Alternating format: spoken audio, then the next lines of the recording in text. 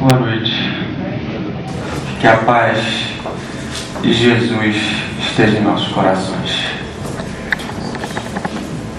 O evangelista Marcos, ele é um dos mais objetivos na sua narrativa.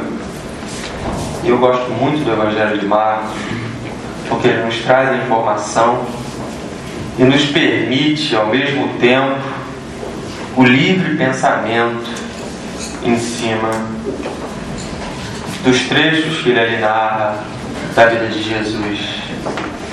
E ele, de forma muito especial, ele nos conta que logo após a prisão de João Batista, Jesus inicia sua pregação. E ele inicia dizendo: transformai-vos, pois é chegado o reino de Deus. Logo após, ele encontra Simão Pedro, seu irmão André, e os convida, dizendo: vinde em meu seguimento, pois os transformarei em pescadores de homens.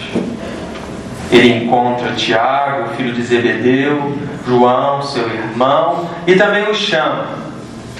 Com esses 4, vai às bodas de Canaã, cura a sogra de Pedro, cura o leproso, pede a eles que sejam discretos. Nesse primeiro momento, Jesus basicamente inicia sua pregação na região da Galileia, onde fica o lago de Genezaré, a cidade de Cafarnaum, a cidade de Genezaré, Magdala, todas essas cidades à beira do lago.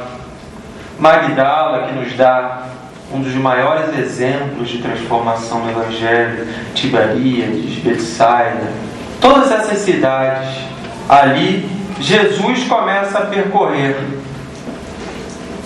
no início da sua pregação.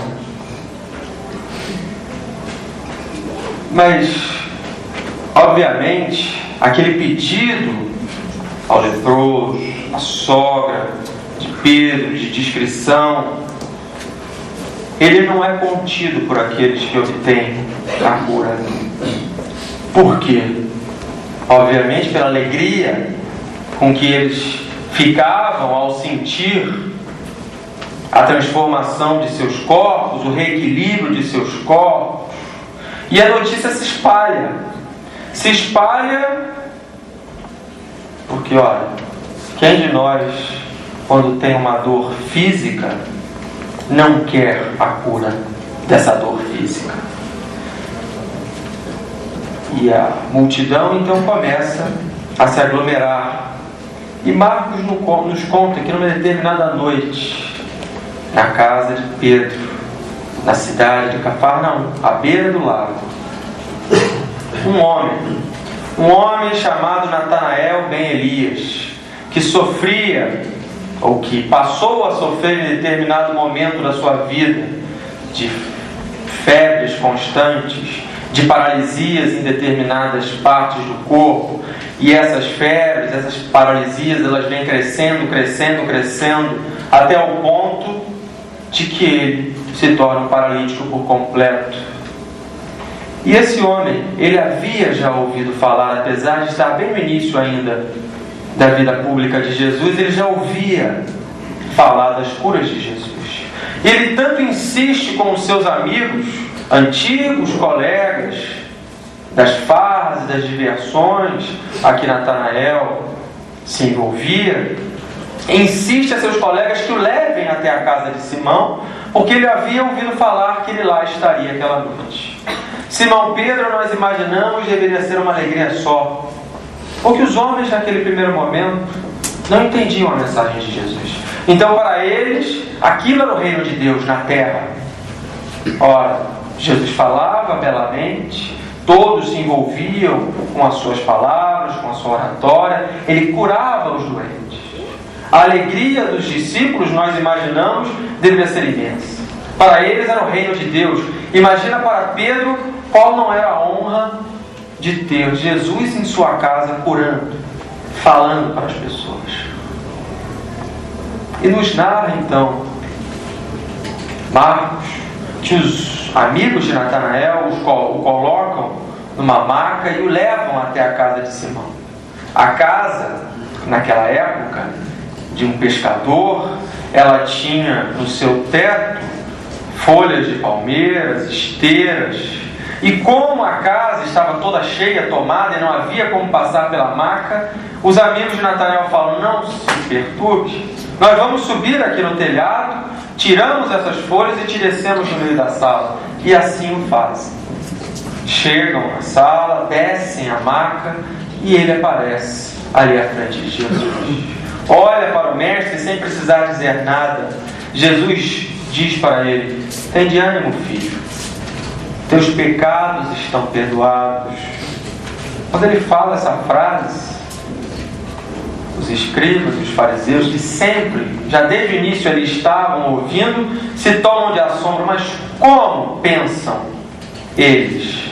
Como esse homem pode dizer: teus pecados estão perdoados? E Jesus, percebendo aquele questionamento, fala para eles: o que é mais fácil? Eu dizer a esse homem: teus pecados estão perdoados? Ou eu dizer: levanta-te, toma o teu leito e anda? Pois eu digo: levanta, meu filho, toma o teu leito e vai para casa. Natanael ben Elias sai numa alegria sem fim, pois há anos, muito provavelmente, ele estava paralítico. E Jesus, num simples lançar de olhar, num simples estender de mãos, restitui o reequilíbrio daquele corpo. Esse é um marco nas diversas curas realizadas por Jesus. Mas tem um outro que também me chama muita atenção. Num outro momento já, esse no início, quando chegar perto de Jesus, era difícil, mas não era tão difícil assim.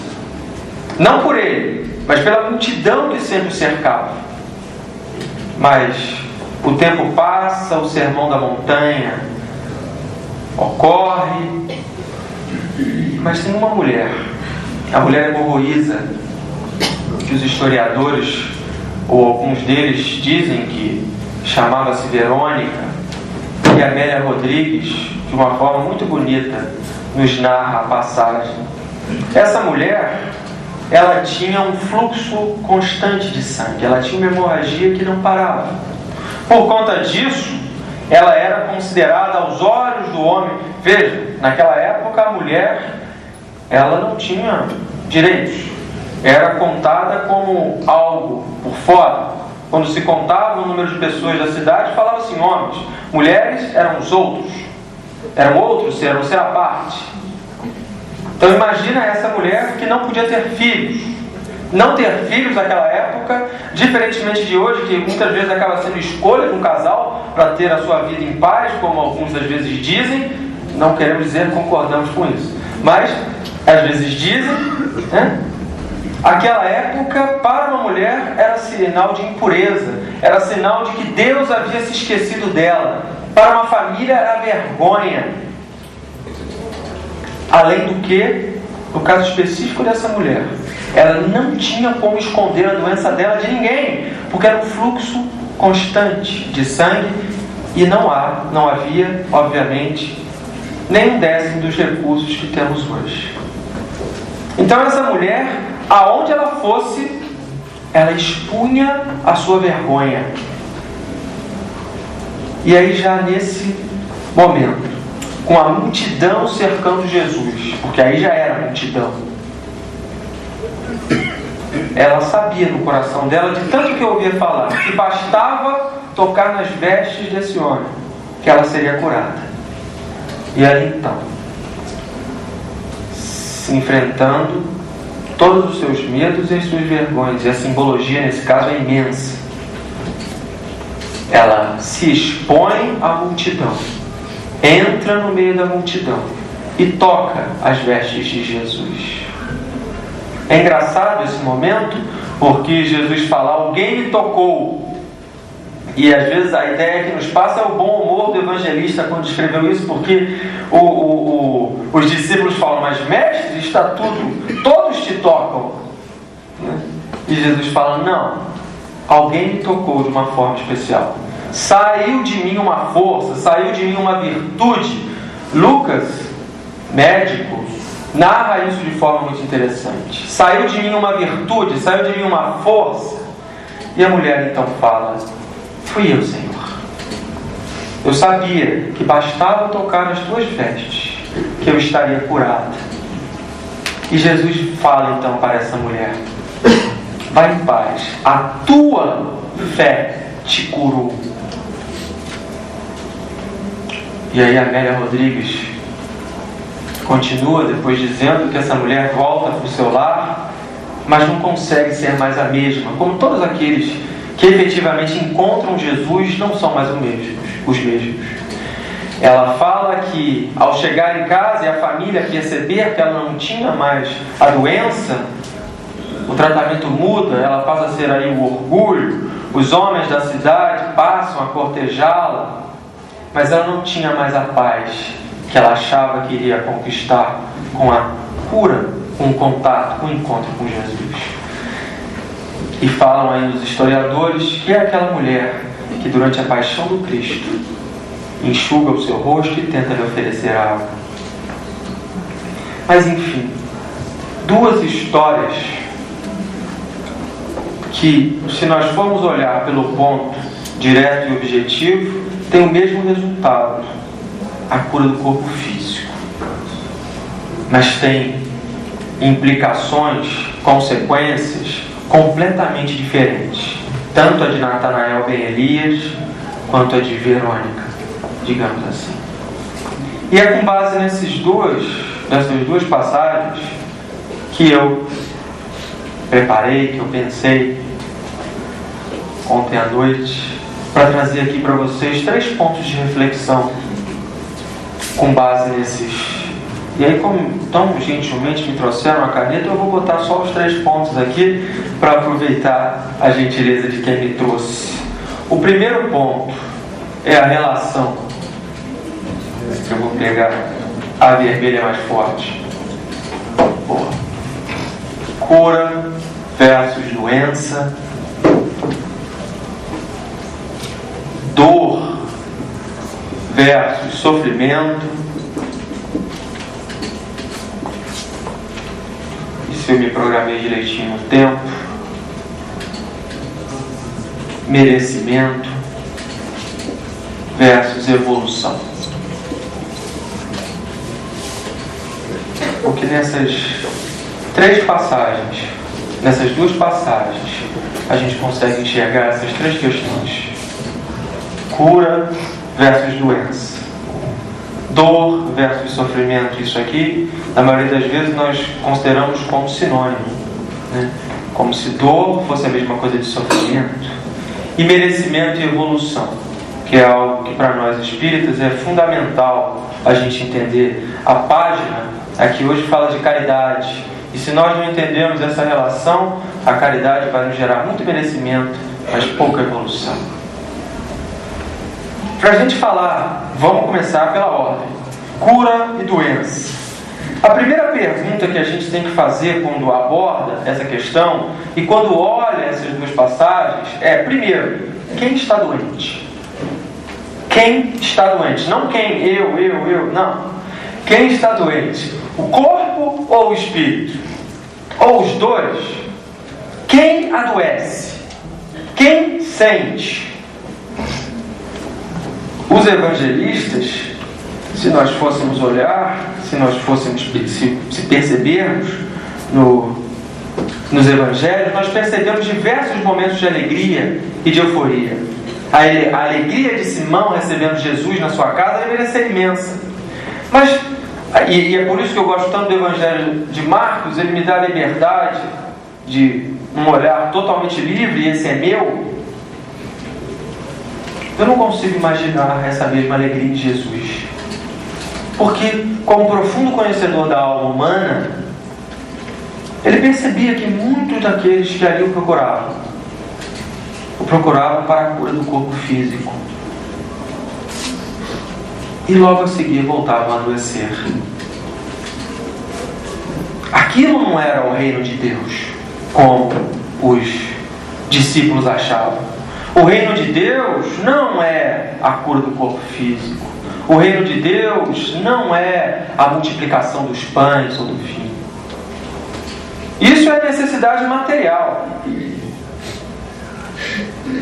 Isso é necessidade do mundo. Isso é o mínimo necessário. Mas a cura, o reino de Deus, vai muito além disso. Quando a gente fala em cura, a gente pergunta assim: Jesus curou alguém? Não. Jesus não curou absolutamente ninguém. Jesus reequilibrou corpos. Jesus não curou nenhuma pessoa. Porque Ele não tem, e ninguém tem, esse poder sobre o outro. Quando nós olhamos lá em Mecanismos da Mediunidade, Evolução em Dois Mundos, André Luiz descrevendo de forma tão rica a sequência espírito, corpo mental, corpo astral, duplo etérico, corpo físico. E quando ele começa a descrever a doença, fica claro que mesmo aquelas chamadas doenças de origem externa, elas têm origem na necessidade do espírito. Ora, então, quem está doente é o espírito. O corpo, ele manifesta a necessidade do espírito. Portanto, Jesus o que fez foi reequilibrar corpos, foi alimentar ou dar alimento para as almas, mas para que as almas se curassem, porque esse é o objetivo. Mas naquela época, aqueles homens ainda entendiam o reino de Deus como algo ali, que ia ocorrer naquele instante. O reino de Deus a gente entende quando a gente olha o Pai Nosso. Pai nosso que estás no céu, santificado seja o vosso nome, venha a nós o vosso reino. E aí ele explica o que é o reino. Seja feita a tua vontade, assim na terra como no céu. Então, o reino de Deus é toda vez que a vontade de Deus se faz. Ora, se há uma necessidade, e a doutrina espírita nos esclarece que muitas das vezes, ou todas as vezes que a doença se manifesta é uma necessidade, um aprendizado em algum campo, então a gente não pode dizer que a cura daquele corpo ali é o reino de Deus. O reino de Deus se estabeleceu, ou começou a se estabelecer na alma da mulher hemorroísa, quando ela, pelo seu próprio movimento, sem dúvida, retirando ali os fluidos que Jesus estava envolto e metabolizava e produzia. Mas a transformação foi dela, ao contrário de Natanael ben Elias, que teve o seu corpo reequilibrado, reestruturado por Jesus, mas em espírito, em mente, em emoção, não conseguiu sustentar esse reequilíbrio. Doença, ou melhor dizendo, cura, é supressão de um mal. Isso é cura. E o mal, ele está no espírito, ele não está no corpo. O espírito Lourenço Prado, num livro, Instruções Psicofônicas, num capítulo intitulado O Pensamento, ele fala assim: saúde é o pensamento em harmonia com Deus. Ora, completamente diferente do que nós pensamos hoje, não é verdade? A saúde, quando nós vemos as capas de revista, e cada vez vende-se mais revista com esse propósito, a saúde é o bem-estar do corpo físico.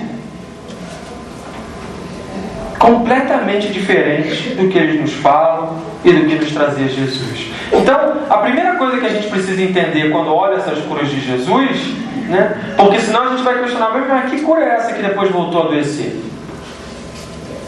Então a gente pode até chamar de cura se a gente quiser, mas o que ele está promovendo é o reequilíbrio do corpo físico. E isso é extremamente libertador. Por quê? Porque coloca essa capacidade em mim a partir do momento que eu transformo a minha alma. Essa é a chave da cura. A doença no corpo físico é consequência. Consequência, às vezes, de um dano já no corpo físico extremamente complexo de ser reparado, apesar da alma já estar reequilibrada, ou então consequência mesmo do desequilíbrio da alma. Esse é o primeiro ponto para a gente olhar quando a gente fala de doença e de cura. O segundo ponto, quando a gente olha aqui a questão da dor e do sofrimento, ele está muito ligado à confusão que a gente cria entre esses dois termos. A gente acha que eles são sinônimos e não são. Vocês querem ver que interessante? Provavelmente todos nós aqui, se nós formos parar para analisar, a gente vai ver ou vai lembrar situações de grupos familiares ou de colegas de trabalho que passaram ao mesmo tempo por uma situação dolorosa, mas que reagiram de forma totalmente diferente.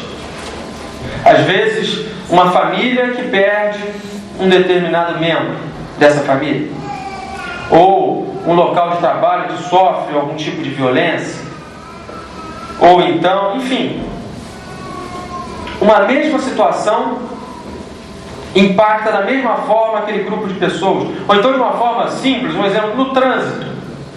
Um mesmo trânsito engarrafado e vários motoristas nele. E as reações são totalmente diferentes. Às vezes, na perda de um familiar, aquela mesma família, um fica extremamente fechado, o outro desata a chorar, o outro desata a rezar, o outro demonstra frieza, o outro demonstra uma determinada paz, numa mesma situação. Quando nós olhamos Natanael, Ben Elias e a mulher hemorroísa, a situação, de um modo geral, é a mesma. A cura do corpo físico.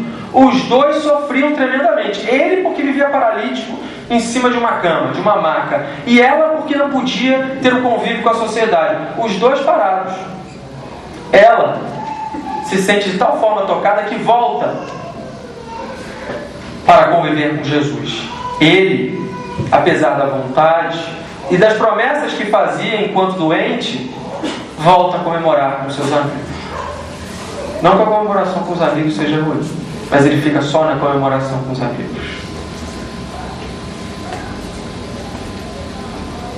Leon Denis, no Problema do Ser e do Destino da Dor, ele diferencia isso quando ele fala assim: todo sofrimento humano tem origem na seguinte questão: toda vez que a minha vontade, que o meu desejo é diferente do curso dos acontecimentos, ocorre o sofrimento. Ou seja, quando a minha aspiração, aquilo que eu aspiro, aquilo que eu quero, que eu desejo, é diferente daquilo que ocorre. Ora, qual de nós não vive essa situação quase que diariamente? Aquilo que eu quero, aquilo que eu desejo, aquela cenourinha que faz, às vezes, a gente andar, não é exatamente aquilo que eu queria. Está para nascer na face da terra a pessoa que não vive essa situação. E ele coloca que toda vez que isso ocorre, ou seja, que o meu desejo, que a minha vontade é diferente do curso do acontecimento, eu sofro. Então a solução, na primeira vez que eu li isso, foi: então, não vou ter mais vontade, não vou ter mais desejo. Essa é a melhor solução. Isso é a solução que, da última vez que eu estive aqui, até comentei isso. Um filósofo, 600 anos de Jesus, propôs: você não ter vontade, você não ter desejo, porque você não vai sofrer. Você não tem vontade, você não tem desejo de nada. Só que essa também não é a solução, isso é impossível. O ser humano está sempre almejando mais. E isso faz parte da lei do progresso. O problema é o direcionamento dessa energia, mas isso faz parte. Esse sofrimento que Leon Denis coloca como decorrente da não ocorrência de um fato, né, ele é consciente ou ele é inconsciente. Ou seja, eu posso estar querendo isso conscientemente ou não. E na grande maioria das vezes esse sofrimento vem, e como eu não tenho o hábito de me olhar, de me perceber, ele está ocorrendo e eu não estou nem percebendo, eu só percebo o desconforto. O professor Jorge Andréa, no livro Visão Espírita das Distonias Mentais, tem uma frase que ele fala o seguinte: é uma frase dura, difícil, mas ela é libertadora. Eu já aviso antes, para ninguém ficar chateado comigo, é dele, Jorge Andréa. A experiência em si quase nunca é difícil.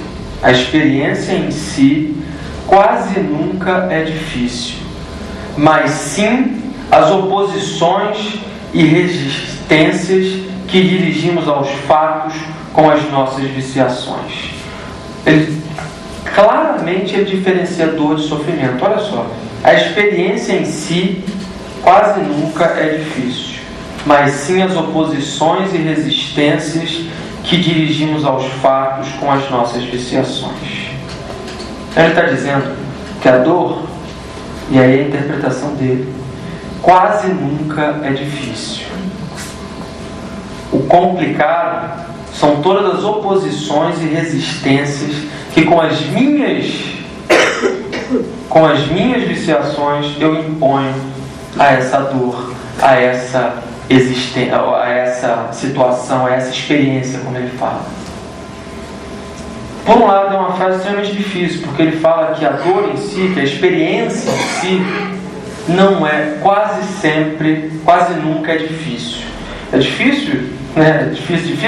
É difícil a gente entender essa frase e digerir ela fácil. Mas, por outro lado, ele coloca que toda dificuldade está na oposição e na resistência que eu coloco a essa experiência. Aí o sofrimento. Então ele separa, ele bota a dor como um mecanismo, muitas das vezes, ou aqui nesses casos aqui, externos. E o sofrimento como uma oposição, como um mecanismo interno meu de resistência a essa experiência. Se a gente for olhar sobre esse prisma, nesse olhar que ele traz aqui, a dor é algo de pouca ação imediata, porque é uma experiência que, na grande maioria das vezes, foge totalmente ao meu controle. É uma experiência que me vem do externo. Então a minha ação sobre isso imediata é pouca. A consequência, e aí já é a doutrina, Kardec, os Espíritos nos esclarecendo, que essa experiência é consequência de uma necessidade de aprendizado. É consequência, muitas das vezes, de uma necessidade de reparação, de uma necessidade de aprendizado. Agora, quando ele fala de reação à vivência, reação à experiência, ele está falando do sofrimento. E aí sim, o sofrimento é sob o meu controle. E a mudança é imediata. É a forma como eu lido. É a forma como eu lido com a dor. Leon Denis, num livro, na verdade, o texto é até de Leon Denis, mas o livro não é dele. É Leon Denis na Intimidade. Mademoiselle Balmar foi secretária de Leon Denis, companheira, amiga, nos mais de 20 anos finais, 25 anos finais de vida dele. Ela escreve um livro interessantíssimo, Leon Denis na Intimidade. Quem tiver a oportunidade, quiser ler um livro para descobrir um outro lado de Leon Denis, leia, porque vai, sem dúvida alguma, se sentir... descobrir um outro lado de Leon Denis. A gente lê os textos dele e não tem ideia da figura humana, né? O quão próximo. Eu gosto muito de ler esse tipo de livro, porque aproxima muito esses homens de nós, né? Às vezes a gente coloca uma determinada capa que não é nada disso, né? Aproxima demais esses homens de nós. Quando ele fala da dor, e aí é um texto dele que ela coloca nesse livro, ele fala da dor da seguinte forma: ele fala que a dor é instrumento para desapego. A primeira vez que eu li isso, eu fiquei parado pensando, eu falei, como assim? Ele diz que toda dor, toda, é instrumento de desapego. É oportunidade para eu me desapegar de algo ou de alguma situação. Olha que interessante, quando eu li isso pela primeira vez, eu sentei, peguei um lápis e comecei a imaginar todas as dores possíveis. Tudo quanto era possibilidade de dor, eu comecei a botar na ponta do lápis. Acho que eu já vivi, aquelas que eu não vivi, que eu já vi alguém vivendo, e não consegui achar uma que não fosse oportunidade de desapego de algo. Se alguém depois descobrir, eu deixo no e-mail, vocês me mandam, para eu acrescentar na lista. A perda de um ente querido. Isso não quer dizer a tristeza, a saudade, mas a perda de um ente querido, o desapego da pessoa, a perda de um marido, de uma companheira, o desapego da posse do outro, a perda de um bem material, o desapego dos bens materiais, e podemos sair enumerando o desapego do ego, o desapego do orgulho, todas as oportunidades de desapego. Olha a outra forma de olhar a dor. Em nenhum momento, e obviamente, se a gente imaginar assim, a gente está com uma patologia, a gente está com uma doença, em nenhum momento a gente pode entender a dor ou dizer, a dor é ótima, adoro sofrer. Não. Se em algum momento, alguma pessoa, algum conhecido nosso tiver esse sentimento de amor pela dor, vamos tomar cuidado, vamos olhar com cuidado, entender, ver se o companheiro não está fazendo uma brincadeira, um jogo de palavras, porque se não for isso, essa pessoa precisa de ajuda. Porque ninguém pode gostar da dor. Estou feliz porque estou sofrendo, está doendo, tá, mas está uma delícia essa dor aqui. Ninguém pode estar nesse estado. Não é verdade? Mas é saber que, como experiência da vida, como experiência do mundo de provas e reparações que vivemos, belo mundo, lindo mundo, outros muito mais belos e bonitos virão, mas esse é belo e é bonito. Então, vivendo nesse mundo de provas e reparações, a experiência faz parte do nosso processo evolutivo, faz parte do nosso momento de vida. Então, ao vir, que eu trabalhe ela, para que o sofrimento, e aí é a ação minha, seja o menor possível. Aí é coerente com o espírita que tem a informação, que tem o conhecimento, que esse sofrimento seja o menor possível. E aí eu tenho ação. E qual é a chave para essa ação? Aí a gente vai entrar nessa terceira parte. Porque a chave, se a gente fosse fazer uma pergunta geral aqui, não tem a menor dúvida. Todo mundo diria, é a mudança, é a reforma íntima. Reforma íntima, a gente brinca quando a gente está fazendo algum estudo na nossa casa, que na dúvida, se o orientador lá fez uma pergunta e você não sabe responder, você fala reforma íntima, você tem mais de 70% de chance de acertar a resposta. Porque espírita, que não fala de reforma íntima, não está vivendo o momento da doutrina. Porque é só a gente descer aqui na livraria, e é interessantíssimo. Se a gente pegar, por exemplo, Pão Nosso, que não é um livro recente, né? Ele fala disso. Se a gente pegar Pão Nosso, Fonte Viva, todos aqueles lá de Emmanuel através do Chico. Mas se a gente for pegar A Bola da Vez, Irmãs do Fogo, fala de reforma íntima. Não tem como o movimento espírita atual não fala disso. Porque essa é a chave. Não é o ter ou não ter. De pouco importa isso. Porque isso são questões, muitas das vezes, externas a mim. Externas, independem da minha vontade. Quantas pessoas não conhecemos, extremamente competentes, extremamente capazes, mas que materialmente não conseguem se realizar? Independe, tem vezes que são questões que transcendem essa ação, que transcendem o relacionamento, que transcendem a família, que transcendem a saúde do corpo físico. Uma pessoa tão boa, mas tão doente do corpo. Ora, transcende, vai além. A chave está no ser, está na forma de olhar as diversas situações. E essa questão não é uma questão de agora. E por que eu falo que isso é tão atual no movimento espírita?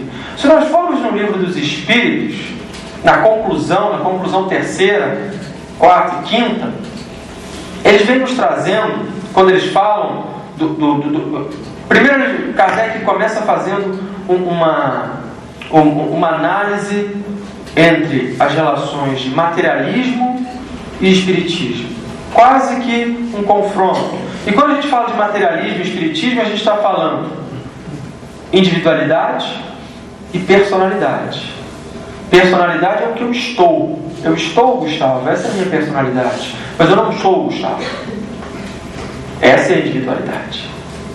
A impermanência e a imortalidade. Tudo que é impermanente. O quê? Tudo que não é espírito. E Deus é impermanente. Acaba, passa. Permanente, só hoje. Permanente. Isso é forte mesmo.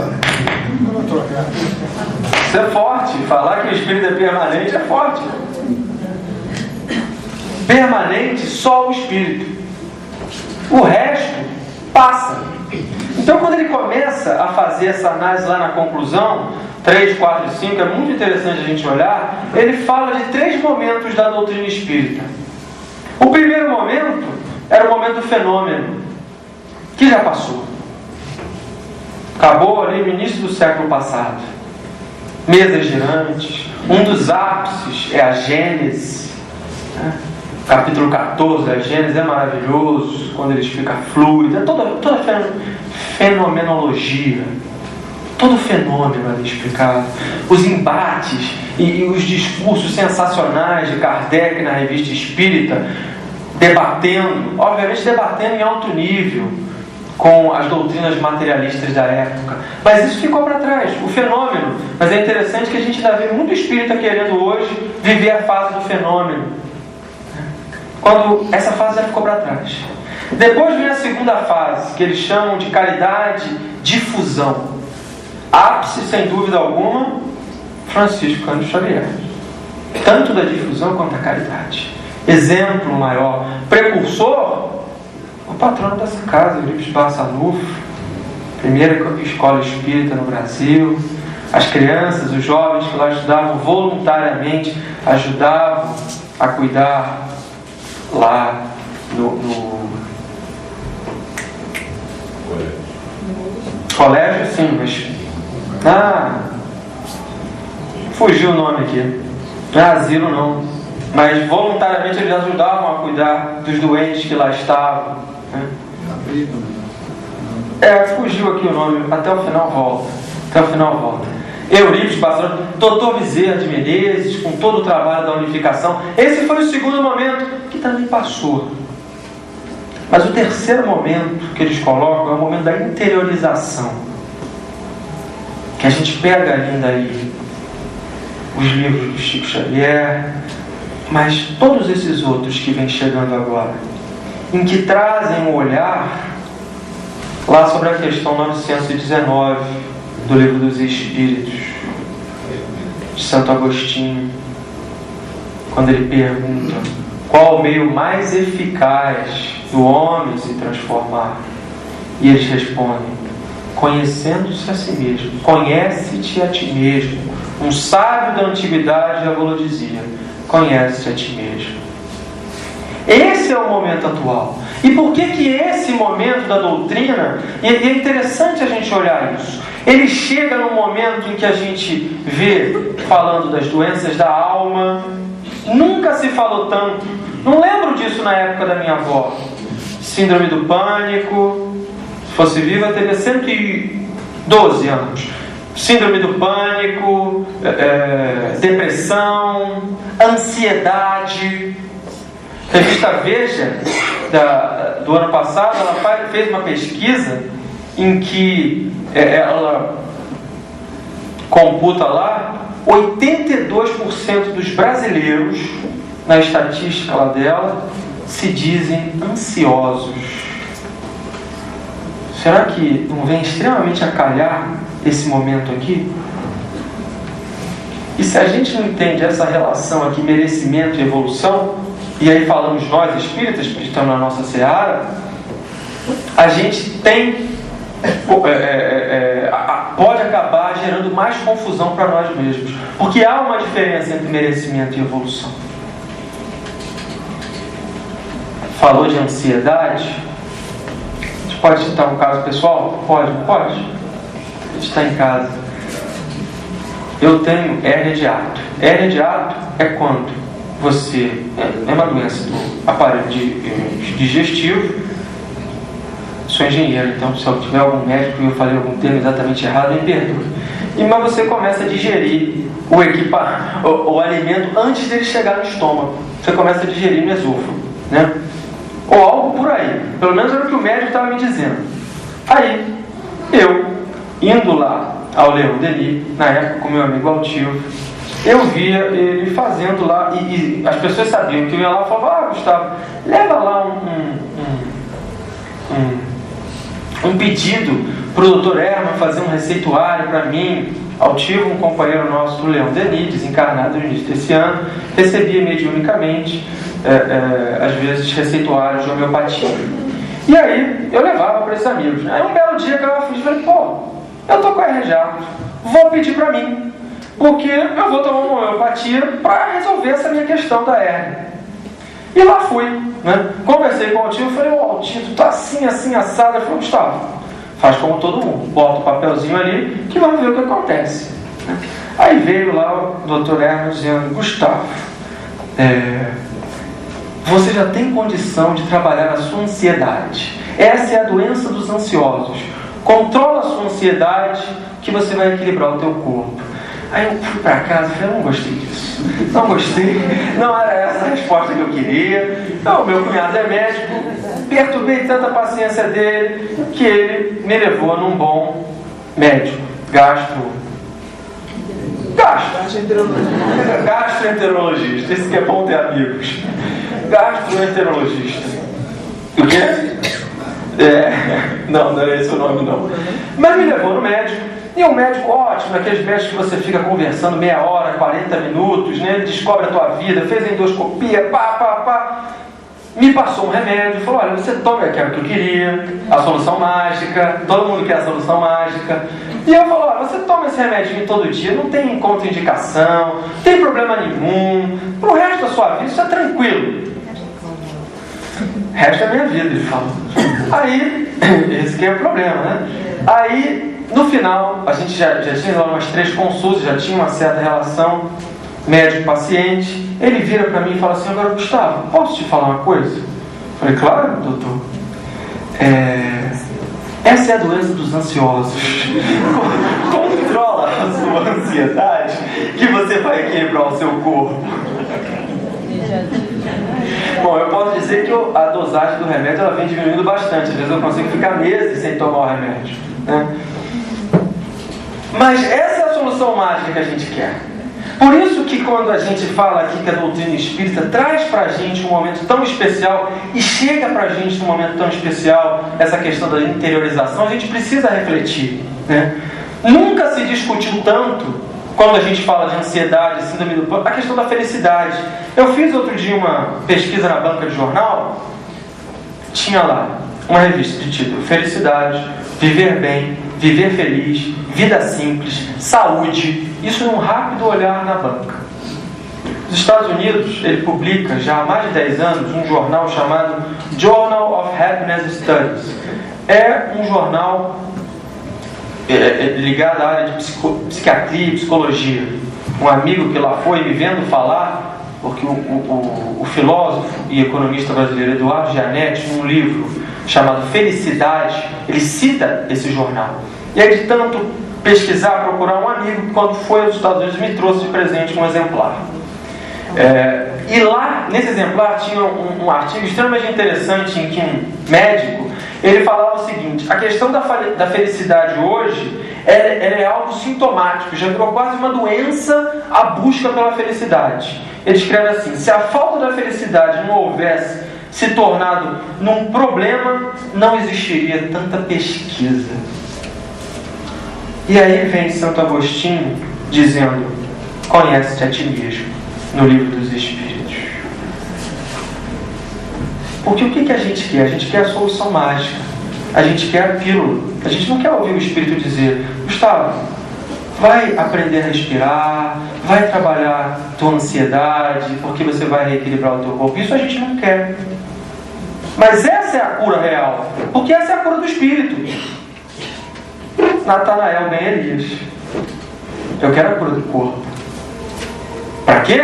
Para poder voltar a fazer o mesmo mau uso da alimentação que fazia. É o Natanael ben Elias. Não é a Verônica: a tua fé te curou. O que o Espírito bom me recomendou? Verônica, a tua fé te curou. Trabalha, você pode fazer isso. Nós podemos fazer isso.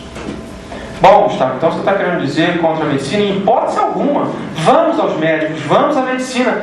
Sempre. Até porque está o limite do nosso corpo. Mas, como a amiga brincou comigo aqui, você vai tomar esse remédio para o resto da sua vida. Que tal você tomar enquanto você precisar? E uma hora você não precisar mais dele. Nesse caso específico, obviamente, de uma doença, no meu caso, num estágio bem inicial, era possível isso. Ergolina, sobrinha de Eurípides, que eu tive a oportunidade de conhecer, além de todos os recursos médicos, ela me contou pessoalmente como que ela, além dos recursos médicos, ela usou os recursos da mente para voltar a ter um certo grau de movimento das pernas que ela havia perdido. Usou a sua força. Está no livro A Força da Mente, de Ergolina. Mas o nosso tempo é curto, e para que a gente possa não perder essa relação aqui de evolução e de merecimento, que é importante a gente entender, porque quando a gente lê, por exemplo, e esse é um entendimento que muitas das vezes não temos corretamente, quando lemos, por exemplo, André Luiz e vemos lá a instituição do bônus hora, né? Quando ali nós lemos, nós precisamos, ao ler aquilo, perceber toda a ação de André Luiz. André Luiz não trabalha em nosso lar apenas para conquistar o bônus hora, como muitas das vezes nós trabalhamos no nosso campo profissional para conquistar o dinheiro. É belíssimo, quem tiver a oportunidade de recordar, dá uma olhadinha em nosso lar para ver o primeiro momento, o primeiro dia, os primeiros momentos de trabalho de André Luiz nas câmaras de regeneração, e depois o encontro da mãe dele, falando da profunda alegria que ela sentiu ao ver o filho ali trabalhando. E André Luiz fala: mas mãe, não é assim que deve ser? Ele não estava trabalhando pelo bônus hora, ele não estava trabalhando pelo merecimento, ele estava trabalhando pela evolução. Merecimento e aí por isso que eu falei da questão da caridade. Essa é a confusão. Porque o que a gente aprende na doutrina espírita está aqui. Essa é a máxima nossa, do espírita, que Kardec, no livro Viagem Espírita 1862, fala de forma belíssima: fora da caridade não há salvação. Só que se a gente não entender essa caridade, que está aqui no capítulo 15 do Evangelho segundo o Espiritismo, a gente vai simplesmente achar que a nossa vida é caridade. A caridade é a ferramenta para a nossa vida. O nosso objetivo nessa vida não é ser caridoso. Eu me explico antes que fiquem chateados comigo. A caridade é a principal ferramenta que a gente tem nessa vida, mas não é o nosso objetivo. Eu vou ler aqui na questão 132 só o início. Qual o objetivo da encarnação? Deus lhe impõe a encarnação com o fim de fazê-lo chegar à perfeição. Para uns é expiação, para outros missão. Mas para alcançar essa perfeição, tem que sofrer todas as vicissitudes da experiência, da existência corporal. Então, o objetivo da minha vida é alcançar a perfeição, através de sucessivas encarnações. A caridade é a ferramenta mais importante que nós temos. Mas olha como é que o apóstolo Paulo termina o último item, o item 10. Ele é a mensagem do apóstolo Paulo, intitulado Fora da Caridade não há salvação. Olha como é que ele termina: esforçai-vos, pois, para que os vossos irmãos, observando-os, sejam induzidos a reconhecer que o verdadeiro espírita e verdadeiro cristão são uma só e a mesma coisa. Dado que todos quantos praticam a caridade são discípulos de Jesus, sem embargo da seita a que pertençam. Paulo fala aqui de caridade intrínseca à minha vida. Ele não separa as duas coisas, tanto é que ele fala, para que todos observando não separem uma coisa da outra. É tudo uma coisa só. E esse é o problema quando a gente às vezes olha caridade. É aquilo que a gente brinca, é o espírita do final de semana, é o espírita da casa espírita. Na casa espírita, se alguém vem e pisa no meu pé, pode pisar no outro, não tem problema nenhum. Se você vai sentar naquela cadeira, o outro vai sentar, esse lugar é melhor, fica esse lugar para você. Agora pisa alguém no seu pé no ônibus, chega alguém e tenta sentar no seu lugar no ônibus, no vagão do trem, do metrô, seja lá de qual for a condução. Alguém no trânsito entra na sua frente, né? Para nós homens isso é difícil. Entra na sua frente com o carro. Ou então aquele shopping lotado, você está 10 minutos procurando a vaga, e na hora que você vai aquele outro entra de ré na tua frente. Aí eu esqueço, né, que eu estou no centro. Aí você chega aqui, tem uma vaga. Não, deixa o meu carro lá, está ótimo, deixa eu botar aqui quem chegou depois. É essa a diferença que a gente faz. Isso é que gera merecimento e evolução. Merecimento é tudo aquilo que é fora. André Luiz fala, e eu vou ficar devendo exatamente o livro, que é isso, eu não sei se é na reencarnação de Sigismundo, mas eu vou ficar devendo essa, mas a frase é: a amizade é o lubrificante da vida. A amizade é o lubrificante da vida. Ora, isso aqui é o merecimento. Todos aqueles a quem eu faço bem, interessado ou desinteressadamente, se eu fiz efetivamente o bem, vão ter um grau de gratidão por mim, mesmo que eu tenha feito com puro e simples interesse. É sempre o bem, por mais que esse bem não venha a ser potencializado, por mais que isso não gere evolução, por mais que isso não gere crescimento interior, por mais que isso só gere a gratidão do outro, é algo extremamente positivo e a gente não pode abrir mão disso. Se eu estou no momento outro dia lá na casa, no Círculo de Paz, a gente estava participando lá, e a companheira dizia assim: não, eu levo meu filho lá no sopão, mas eu levo ele obrigado, e até ele ter 18 anos vai fazer. Aí eu lembro do companheiro João Carlos, amigo querido, que ele dizia: come do meu pirão, prova da minha religião.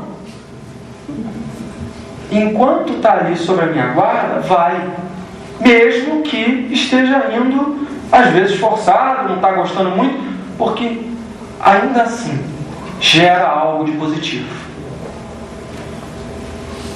Quando começa a ter uma outra liberdade, aí a gente espera que o efeito da evangelização surja, né? Que aí passa a refletir, passa a pensar, e aí passa a trabalhar nesse outro ponto aqui, que é a evolução. Porque a evolução é dentro, evolução é a forma íntima, evolução é a caridade, como Paulo falou aqui. Não há como separar uma coisa da outra. Não há o espírita de final de semana, não há o espírita do centro espírita. Você é aquilo.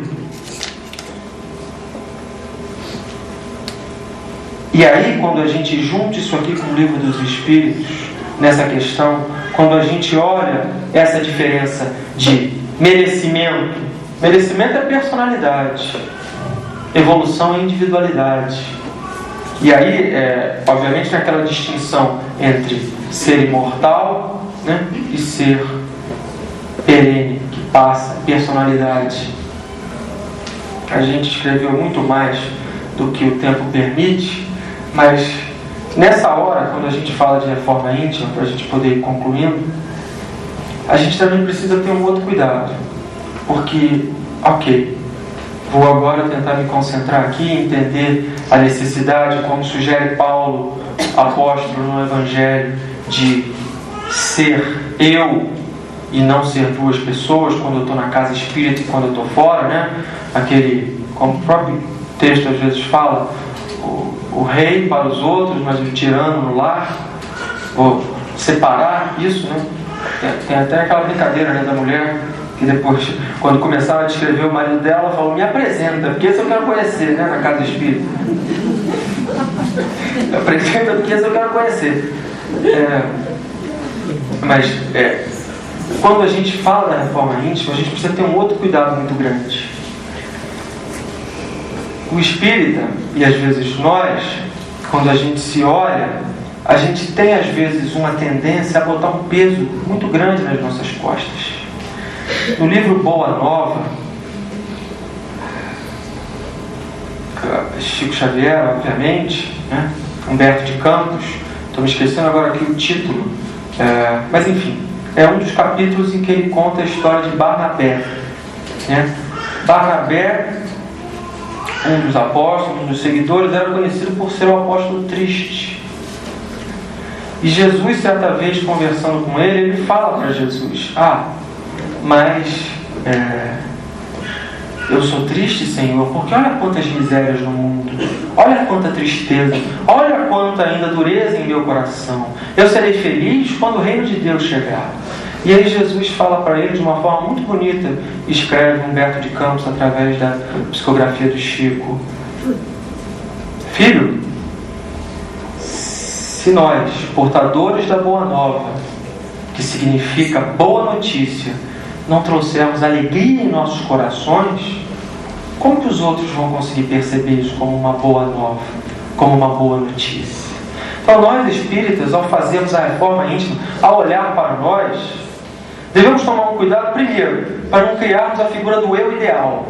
O eu ideal é aquele bonzinho, é aquele que bota uma máscara, que se machuca tremendamente para parecer aquilo que não é. Não é aceitar todos os meus defeitos, ou dizer: não, eu sou assim mesmo, é a síndrome da Gabriela, né? Eu nasci assim, vou crescer assim, vou morrer assim, sempre assim, Gabriela. Não é essa síndrome. Mas ainda não faço todo o bem que quero, o mal que não faço, esse ainda faço, mas graças a Deus já sou o que sou. Nós espíritas que temos a informação, precisamos saber fazer uso dela. E fazer uso dela, nesse sentido aqui maior, é olhar para nós, vermos as nossas dificuldades, mas vermos todas as nossas qualidades, porque temos, e investir pesadamente nessas qualidades. Isso é a reforma íntima do espírito. Não adianta ficar só me batendo no meu egoísmo. Ninguém é 100% egoísta.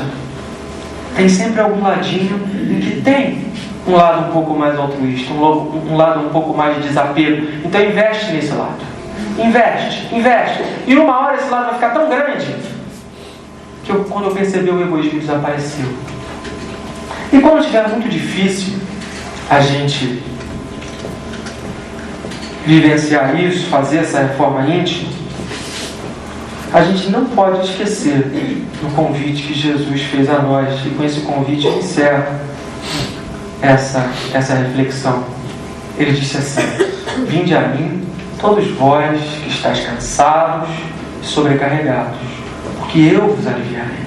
Tomai sobre vós o meu jugo e aprendei comigo, que sou brando e humilde de coração, e alcançareis paz para a vida eterna. Que a gente saiba ir a Jesus e receber isso dele. Que a paz de Jesus esteja em nossos corações.